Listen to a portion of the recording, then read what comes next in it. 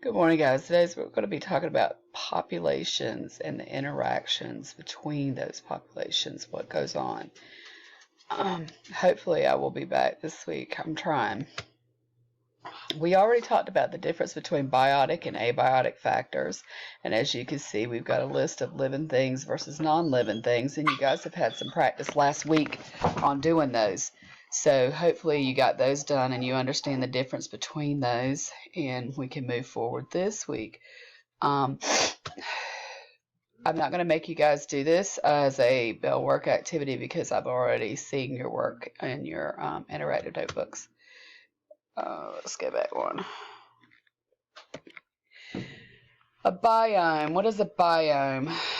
Anybody know? If you don't know, and you should have learned this in 6th grade, I believe, a biome is a very large ecological area with fauna and flora, that's animals and plants, that adapt to their environment, often defined by abiotic factors such as the climate, geology, soils. A biome is not an ecosystem, okay? A biome is not an ecosystem. You may find many ecosystems within one biome, and that's why it's not an ecosystem. As you can see down here, I know you guys have heard of some of these before. Hopefully all of them you have. You've got several different biomes, ecosystems within this biome. I'm sorry. You've got grasslands, and you can see what that looks like. You've got tundras, freshwater, savanna, desert, tropical rainforest, some temperate forest, and marine life, and these are all different ecosystems within a biome that we live in. What is an ecosystem then? We said that that is a particular environment and all of the living things that are supported by it. Any group of living and non-living things that interact with one another within that is an ecosystem. We're going to talk about today specifically habitats and niches, and we're going to get more in depth into that this week in our lessons as we do our assignments. The natural environment in which a living thing gets all of its needs to live. That's a place where a species lives. Not to get confused with a niche. A habitat is where they live, and we talked about this a little bit briefly before we went out for break. Species. What is a species? A species is organisms that are so closely related that they can breed with one another and produce fertile offspring that can breed as well. We talked about how important it was to pass those traits on to the next generation, right? And if they cannot reproduce, then they are not probably going to be able to survive, right? So it's not just being able to reproduce, but reproduce healthy and vital genes that are needed to survival of the fittest, right? For example, a horse and a donkey equals a mule. And you can look at the chromosome numbers. I'm not going to read it to you. But they're different species. If you were to breed them, the result is a mule, which cannot have babies. So it cannot have offspring. So it's not going to be very good as far as survival of the fittest, right? Passing on any gene traits. A population is a group of organisms of the same species that live in the same area. So you could have a population of deer, you could have a population of rabbits, a population of squirrels, a population of birds within even your own neighborhood or your own community, right? Community is all the populations that live and interact with each other in a particular place. So all the organisms that interact with each other in a particular place. I like to think of a community as like your neighborhood. You've got all different types of species of organisms that live there. You've got humans, you've got birds, you've got snakes, you've got squirrels, you've got cats, you've got dogs. All of those are within your community. They're different populations of organisms, but they're still within your community. Now, the other day I started with the levels of organization, and this is where it picks up in 8th grade. The levels of organization in 7th grade that you should have learned was starting from cells. 2 or more cells form tissues. Then those tissues, 2 or more, form organs. Then 2 or more organs form organ systems. And then 2 or more organ systems together form an organism. And then from there, and this is where we would say our organisms would be equal to the same as our individual species. And then you've got a population of those same organisms. Then you've got within a community several different species living within that community. And then you've got your ecosystem, your living and non-living things, and all your different organisms. And then your biome is right here. Then you've got all of it together, which would be the big thing, which is your biosphere. So a sphere of living things, right? We also know that there's some non-living things in there too, because we see what? Some rocks, and we see the sun, and we know the air. All that's not living, right? So what is ecology? It's a way of us being able to organize, basically. It's the study of, obviously, ecosystems, but it's a way for us to be able to organize living things inside of their environments, right? It says, what are some other populations that you see? Now, we see populations of antelope, right? That's the organism here. We see some zebra.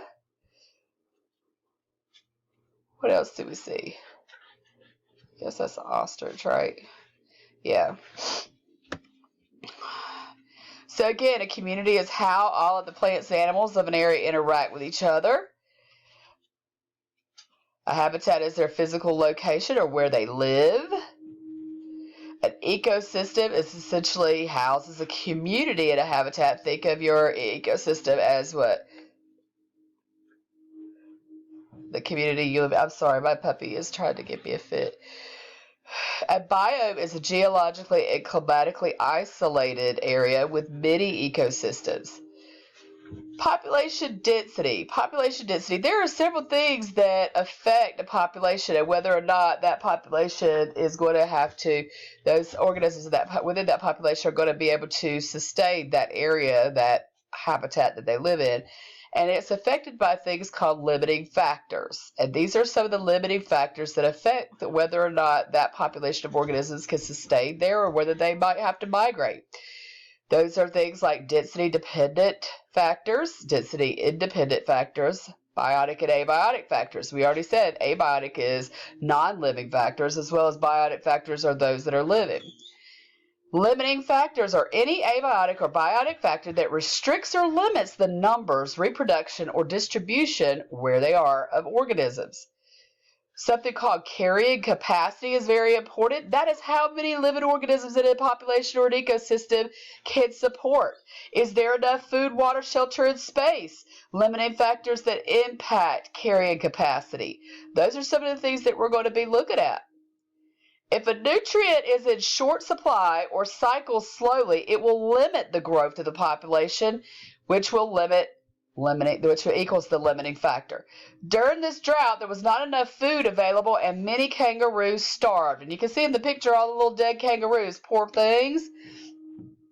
You've got something called a density-dependent factor. Those are limiting factors that are triggered by increases in population density or overcrowding.